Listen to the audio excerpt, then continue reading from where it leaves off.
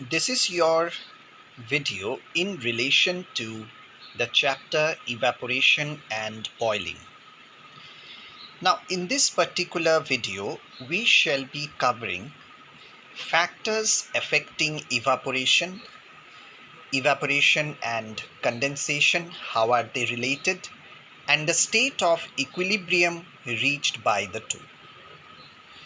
Now, to begin with the factors affecting evaporation, there are 5 factors which are responsible for evaporation to take place: temperature, surface area, pressure, humidity, and wind speed. Now, starting with the temperature of water. Normally, as we know, the rate of evaporation will increase with the temperature of the liquid. That means those molecules which have got more kinetic energy, they will move faster as compared to the one who have got less kinetic energy, and thus they can escape faster and will evaporate also. Similarly, when you talk about surface area, as you increase the surface area, more molecules can escape at the same time because the kinetic energy increases with increase in space in that particular portion. Hence, greater is the rate of evaporation as the molecules get a higher space for movement. Coming down to humidity. Now, as we know, humidity means the amount of water vapor present in the atmosphere. So normally, if the air is humid, that is, it is full of water vapor, so automatically it will not have the chance to take up new water vapor molecules. So those vapors who are trying to escape, they will once again return to the liquid state by condensation process. So more humid the air is, lower will be the rate of evaporation. Coming down to the wind speed part. Now, as the wind speed increases, it will try to take the surface molecules away from it and also remove any kind of moisture that is present. So, hence, if there is a breeze, the particles that escape from the surface of water get blown away and fewer particles will return in the vapor state once again into the liquid one. Thus, higher the wind speed, higher will be the rate of evaporation.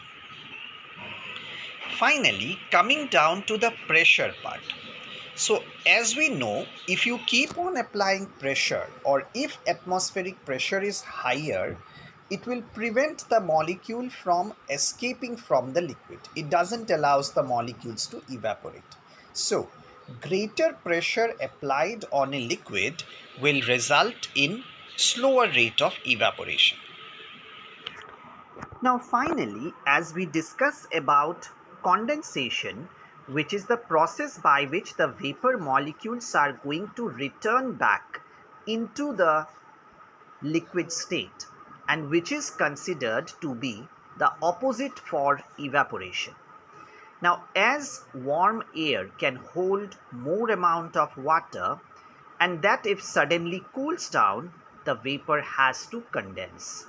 Now, normally, whenever we are discussing about evaporation, evaporation will result in escaping of the water molecules, whereas in case of condensation, the water molecules will be taken back and that will return back to the liquid state.